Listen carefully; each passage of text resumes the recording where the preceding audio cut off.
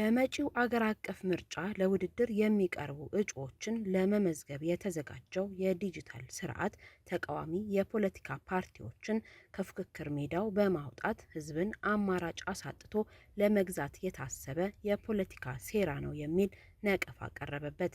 የኢትዮጵያ ብሔራዊ ምርጫ ቦርድ በበኩሉ የምርጫ ሂደቱን ለመጉዳት በመስሪያ ቤቱ ሆን ተብሎ የሚደረግ ተግባር የለም ሲል አስተባብሏል።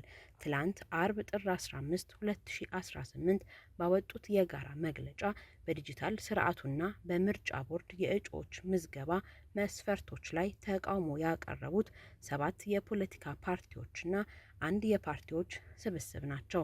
ከፓርቲዎቹ መካከል የኢትዮጵያ ሕዝባዊ አብዮታዊ ፓርቲ ኢሃፓ፣ የመላው ኢትዮጵያ አንድነት ድርጅት መኢአድና የኢትዮጵያ ሶሻል ዴሞክራሲ ፓርቲ ኢሶዴፓ ይገኙበታል። ህብር ኢትዮጵያ ዴሞክራሲያዊ ፓርቲ ህብር ኢትዮጵያ፣ ባልደራስ ለእውነተኛ ዴሞክራሲ ባልደራስ፣ የወላይታ ብሔራዊ ንቅናቄ ወብንና አማራ ጊዮናዊ ንቅናቄ አማራዊ ጊዮናዊ የትላንቱ መግለጫ አካል ነበሩ።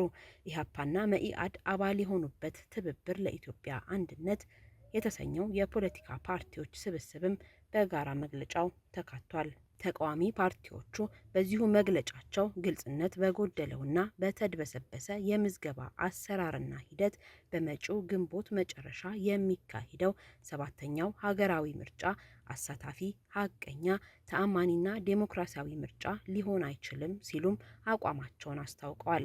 አገር አቀፍ ምርጫ ሊካሄድ ወራት በቀሩት በአሁኑ ወቅት በእጩዎች ምዝገባ ጅማሮ ላይ ሰላማዊውን የፖለቲካ ምህዳር እያጨለሙ ያሉ በርካታ ተግዳሮቶች አጋጥመውናል ብለዋል ፓርቲዎቹ በመግለጫቸው። የፖለቲካ ፓርቲዎቹ በተግዳሮት ከጠቀሷቸው ጉዳዮች አንዱ የእጩዎችና የመራጮች ዲጂታል ምዝገባ ስርዓትን ነው። ምርጫ ቦርድ ምዝገባውን ለማካሄድ የሚያስችል መተግበሪያ ማበልጸጉን በጥቅል መልኩ ለፖለቲካ ፓርቲዎች አወያይቶ እንደነበር ፓርቲዎቹ በትላንት መግለጫቸው አስታውሰዋል። የፓርቲዎቹ አመራሮች በዲጂታል ቴክኖሎጂ ላይ በቂ የቴክኒካል እውቀት የሌላቸው መሆናቸውን በመግለጫቸው ያነሱት ተቃዋሚዎቹ ቦርዱ ስላበለጸገው መተግበሪያ አዳምጠው ከመውጣት ባለፈ ፈትሾ ማጽደቅ የሚያስችል ሁኔታ እንዳልነበረ ሊሰመር ይገባል ሲሉ አጽንኦት ሰጥተዋል። ምርጫ ቦርድ እጩዎችና መራጮች በዲጂታል አማራጮች መመዝገብ የሚችሉበት መተግበሪያና የድረገጽ አማራጭ ማዘጋጀቱን የገለጸው ባለፈው ታህሳስ ወር መጨረሻ ላይ ነበር። ቦርዱ የዲጂታል ምዝገባ ስርዓቱን ይፋ ባደረገበት በዚህ ስነ ስርዓት ላይ የዲጂታል አማራጮች በ6 የሀገሪቱ ቋንቋዎች ምዝገባ ለማከናወን እንዲችሉ ተደርገው መዘጋጀታቸውን ገልጿል። ብሔራዊ ምርጫ ቦርድ ባወጣው ይፋዊ የጊዜ ሰሌዳ መሰረት በዚህ የዲጂታል ስርዓት የእጩዎች ምዝገባ የሚካሄደው ከጥር 1 እስከ የካቲት 1 ድረስ ነው። ተቃዋሚ ፓርቲዎች ግን በዲጂታል ስርዓቱ ውስጥ የተቀመጡ ግዴታዎች እጩዎችን ለማስመዝገብ እንቅፋት እየፈጠሩ መሆናቸውን ገልጸዋል። እጩዎች ሲመዘገቡ ማሟላት አለባቸው ተብለው ከተጠቀሱት ግዴታዎች መካከል የልደት የምስክር ወረቀት መያዝ አንዱ መሆኑን በመግለጫቸው ያነሱት ፓርቲዎቹ ይህን የምስክር ወረቀት መያዝ ከከተሞች ውጭ ፈጽሞ ያልተለመደ በመሆኑ በዚህ ረገድ ችግር እንዳጋጠማቸው አመልክተዋል። የልደት የምስክር ወረቀት ማቅረብ ያልቻለ እጩ ግለሰቡ ሲወለድ የነበረ የዓይን እማኝ ማቅረብ እንዳለበት በምዝገባ ፎርሙ ላይ መቀመጡን ፓርቲዎቹ በመግለጫቸው ላይ ጠቅሰዋል። ሆስፒታል ውስጥ እንኳን ለተወለዱ እጩ የምርጫ ተወዳዳሪዎች ያዋለዱ ባለሙያዎችን ለምስክርነት ማግኘት አይቻልም ያሉት ፓርቲዎቹ ይህ በአማራጭነት መቀመጡን ተችተዋል። ከቅሬታ አቅራቢ ፓርቲዎች አንዱ የሆነው የኢሃፓ ፕሬዝዳንት አቶ አብርሃም ሃይማኖት በዲጂታሉ አማራጭ አንድ እጩ መታወቂያው ከተመዘገበበት አካባቢ ውጭ ባለ የምርጫ ክልል ለተወዳዳሪነት የመመዝገብ እድል እንደሌለው ለኢትዮጵያ ኢንሳይደር ተናግረዋል። መታወቂያ ካወጡበት ክፍለ ከተማ ውጭ ለመወዳደር በእጩነት ሲመዘገቡ የገጠማቸውንም በማሳያነት በመጥቀስ አሰራሩ ችግር እንደፈጠረባቸው ገልጸዋል። አቶ አብርሃም በመጀመሪያ ለመወዳደር አስበው የነበረው በአዲስ አበባ ቦሌ ክፍለ ከተማ እንደነበር ጠቁመዋል። ሆኖም የእርሳቸው ፓርቲ አባል በሆነበት የትብብር ለኢትዮጵያ አንድነት ስብስብ ውስጥ የሚገኝ የሌላ ፓርቲ እጩ በክፍለ ከተማው በሚገኝ የምርጫ ክልል ስለሚወዳደር የራሳቸውን የመወዳደሪያ ስፍራ ወደ አቃቂ ቃሊቲ ክፍለ ከተማ ማዘዋወራቸውን አስረድተዋል። ሆኖም ምርጫ ቦርድ ባዘጋጀው የዲጂታል አማራጭ ከተመዘገቡ በኋላ መታወቂያቸው የቦሌ ክፍለ ከተማ በመሆኑ ውድቅ እንደተደረገባቸው የኢሃፓው ፕሬዝደንት ለኢትዮጵያ ኢንሳይደር ተናግረዋል። ይህ አካሄድ በተለያየ ምክንያት ተዘዋውረው ኑሯቸውን በሚገፉና በተለይ ግጭት ባለባቸው አካባቢዎች በሚኖሩ እጩዎች ላይ የጎላ ተጽዕኖ እንደሚኖረውም ስጋታቸውን አጋርተዋል። በኢትዮጵያ ብሔራዊ ምርጫ ቦርድ የክልል ቅርንጫፍ ጽሕፈት ቤቶች ማስተባበሪያ ክፍል ኃላፊ ቀነኒ እንሰርሞ ከፋይዳ ዲጂታል መታወቂያ ውጭ ያሉት መስፈርቶች ከዚህ ቀደም በተካሄደው ስድስተኛው ጠቅላላ ምርጫ ላይም የነበሩ ናቸው ሲሉ ለኢትዮጵያ ኢንሳይደር ምላሽ ሰጥተዋል። በምርጫ አዋጁ ላይ ለእጩዎች ከተቀመጡ መስፈርቶች አንዱ የሰነድ ማረጋገጫ እንደሆነ የጠቀሱት ቀነኒ ይህም ቢሆን በልደት ሰርተፍኬትና በመታወቂያ ላይ ብቻ የተመሰረተ እንዳልሆነም ጠቅሰዋል። አንድ እጩ የሚወዳደርበት የምርጫ ክልል ውልደቱ በአካባቢው ከሆነ አሊያም 1 ዓመትና ከዚያ በላይ በምርጫ ክልሉ በመኖር ወይም 2 ከዚያ በላይ ለሆነ ዓመት በስፍራው በመስራት የሚወሰን እንደሆነ ኃላፊዋ የምርጫ ሕጉን በማጣቀስ አብራርተዋል። ይህ በልደት ሰርተፍኬት፣ በፋይዳ ብሔራዊ መታወቂያ፣ በመኖሪያና በስራ መታወቂያ የሚረጋገጥ በመሆኑ እጩ የተቻለውን አማራጭ አቅርቦ መመዝገብ እንደሚችል ኃላፊዋ ተናግረዋል። ከዚህ በተጨማሪ ለምርጫ የሚወዳደር ግለሰብ የቀድሞ የእጩነት ሰርተፍኬት አያይዞ መመዝገብ እንደሚችልም ጠቁመዋል። የሰነድ ማስረጃዎች ተደራሽ ሊሆኑባቸው በማይችሉ ገጠራማ አካባቢዎች ላይ ደግሞ አንድ እጩ በምርጫ ክልሉ የተወለደ ወይም 1 ዓመትና ከዚያ በላይ የኖረና ለ2 ዓመታት የሰራ ስለመሆኑ 3 ምስክሮችን በማቅረብ መመዝገብ እንደሚችል ኃላፊው አስረድተዋል። በትላንቱ የፓርቲዎቹ መግለጫ የተነሳው ሌላው ቅሬታ የቤት ፕላን ማቅረብ ለምዝገባ ግዴታ ነው የሚል ነው። የቤት ተከራዮች የቤትን ፕላን ወይም ካርታ ከአከራዮቻቸው የማግኘት እድል እንደሌላቸው የገለጹት ፓርቲዎቹ ይህን መስፈርት በተሰጠው የጊዜ ገደብ ውስጥ ማሳካት ደግሞ የሚታሰብ እንዳልሆነ አመልክተዋል። በብሔራዊ ምርጫ ቦርድ ለ7ኛው ጠቅላላ ምርጫ የሚመዘገቡ እጩዎችን የምዝገባ ሂደት የሚመሩት ቀነኒ በበኩላቸው ለምርጫ ተወዳዳሪዎች የቤት ካርታ አልተጠየቀም በማለት አስተባብለዋል።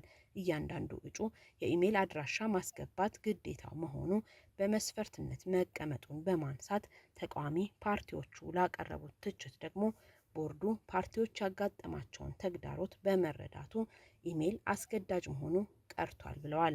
7ቱ የፖለቲካ ፓርቲዎች በትላንት መግለጫቸው ኢሜልን አስገዳጅ የሚያደርገውና አንድን የኢሜል አድራሻ ለ2ና ከዚያ በላይ እጩዎች በጋራ መጠቀምን የሚገድበው ሕግ ሊሰረዝ እንደሚገባ አሳስበው ነበር። ፓርቲዎቹ በዚሁ መግለጫቸው የአካል ጉዳተኞች ከ2 ሆስፒታሎች ማስረጃ እንዲያቀርቡ ግዴታ መቀመጡንም አንስተዋል። ይህ መስፈርት በቂ ሆስፒታሎች የሌሉበትን የሀገሪቱን ገጠር አካባቢዎች ያላገናዘበ ከመሆኑ ባለፈ የአካል ጉዳት የሚዳሰስና የሚታይ ሆኖ ሳለ እንደ ውስጥ ደዌ ማስረጃ መጠየቁ በራሱ ትክክል አይደለም ሲሉ ፓርቲዎቹ ተቃውመዋል። የአካል ጉዳተኞችን በሚመለከት የተቀመጠው መስፈርት ቦርዱ ፓርቲዎች ባስመዘገቡት የአካል ጉዳተኞች መጠን ልክ ለሚያደርገው ድጋፍ በማስረጃ ላይ መመስረት ስላለበት እንደሆነ ቀነኒ ለኢትዮጵያ ኢንሳይደር አስረድተዋል። የማስረጃ ሰነዶቹ ከመንግስት የሕክምና ተቋምና ከአካል ጉዳተኞች ማህበራት መቅረብ እንዳለባቸው በሕግ መደንገጉንም ጠቅሰዋል። የትላንቱን መግለጫ በጋራ ያወጡት የፖለቲካ ፓርቲዎቹ ለእጩዎቹ ከተቀመጡ አስገዳጅ መስፈርቶች ሌላ በዲጂታል ስርዓቱ ምዝገባ ለማከናወን በሚሞክሩበት ወቅት ያጋጠማቸውን ችግሮች ዘርዝረዋል። የየፓርቲው የቴክኖሎጂ ባለሙያዎች እጩዎችን በሚመዘግቡበት ጊዜ የኔትወርክ ችግር ደጋግሞ እያቋረጣቸው መሆኑን በመግለጫቸው የጠቆሙት ተቃዋሚዎቹ ለምዝገባው በተሰጠው የ3 ደቂቃ ጊዜ ውስጥ ተናበው የፋይዳ መታወቂያ ትስስሩን ማሳካት እጅግ አዳጋች መሆኑን አመልክተዋል። በዲጂታል ስርዓቱ ባጋጠማቸው ችግር ምክንያት የእርሳቸውና የሌሎችም ፓርቲዎች እጩዎች ምዝገባ ለማከናወን መቸገራቸውን የገለጹት የኢሃፓ ፕሬዝዳንት ምርጫ ቦርድ ሲስተሙን ሊፈትሸው እንደሚገባም አሳስበዋል። ኢህአፓ የተካተተበት ትብብር ለኢትዮጵያ አንድነት የተሰኘው የፓርቲዎች ስብስብ 1275 እጩዎችን ለምርጫ ቦርድ ቢያቀርብም በሲስተም ችግር ምክንያት ባለፉት 15 ቀናት በዲጂታል ስርዓቱ ማስመዝገብ የቻለው 100 ገደማዎቹን ብቻ መሆኑን አቶ አብርሃም ለኢትዮጵያ ኢንሳይደር ተናግረዋል። ለምርጫ ቦርድ የቀረቡ እጩዎችን በዲጂታል ስርዓት ማስመዝገብ ግዴታ መሆኑን የጠቆሙት የኢህአፓ ፕሬዝደንት በቀጣዩ 2 ሳምንታት የቀሩትን እጩዎች ሁሉ ማስመዝገብ ፈታኝ እንደሚሆን አስገንዝበዋል። የ3 ደቂቃ ጊዜ የተቀመጠው የፋይዳ ብሔራዊ መታወቂያን ለማረጋገጥ ብቻ መሆኑን ያመለከቱት የእጩዎች ምዝገባ ሂደት መሪዋ ቀነኒ የምዝገባው አጠቃላይ ሂደት ግን የሰዓት ገደብ እንዳልተቀመጠለት በመግለጽ ቅሬታ ላቀረቡት ፓርቲዎች ምላሽ ሰጥተዋል። አንድ እጩ ከብሔራዊ መታወቂያ ተቋም የሚላከውን የአንድ ጊዜ የይለፍ ቁጥር በ3 ደቂቃ ውስጥ ካላስገባ በድጋሚ የሚያስገባበት እድል እንዳለውም ኃላፊዋ ጠቅሰዋል። በምርጫ ቦርድ የዲጂታል የምዝገባ ስርዓት እጩ ተወዳዳሪዎች ያለ ፓርቲያቸው እውቅና በእጃቸው ባለው ስልክ ገብተው ራሳቸውን ከእጩነት እንዲሰርዙ የሚያስችል አማራጭ መካተቱ ሌላው በተቃዋሚ ፓርቲዎች ቅሬታ የቀረበበት ጉዳይ ነው። ይህ አሰራር ገዢው ፓርቲና ካድሬዎቹ በሀብትና ጥቅማ ጥቅም አሊያም በስልጣን በእስራትና በማስፈራራት እጩዎች ራሳቸውን እንዲሰርዙ ለማድረግ ሆን ተብሎ የተደረገ መሆኑን በመጥቀስም ተቃዋሚ ፓርቲዎቹ ተችተዋል።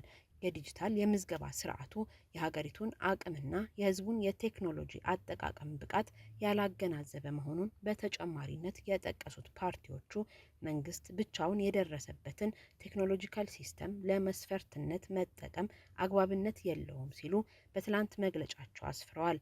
ይህ አካሄድ ተቃዋሚ የፖለቲካ ፓርቲዎችን ከፉክክር ሜዳው በማውጣት ህዝብን አማራጭ በማሳጣት ታስቦ የተዘጋጀ እንደሆነም ፓርቲዎቹ አቋማቸውን በመግለጫው አንጸባርቀዋል። በምርጫ ቦርድ የክልል ቅርንጫፍ ጽህፈት ቤቶች ማስተባበሪያ ክፍል ኃላፊዋ በመስሪያ ቤታቸው በኩል የምርጫ ሂደቱን ለመጉዳት ሆን ተብሎ የሚደረግ ተግባር የለም ሲሉ ትችቱን ተከላክለዋል። የፖለቲካ ፓርቲዎች ቅሬታ ሲኖራቸው ለቦርዱ ማቅረብ እንደሚችሉም ኃላፊዋ አስገንዝበዋል።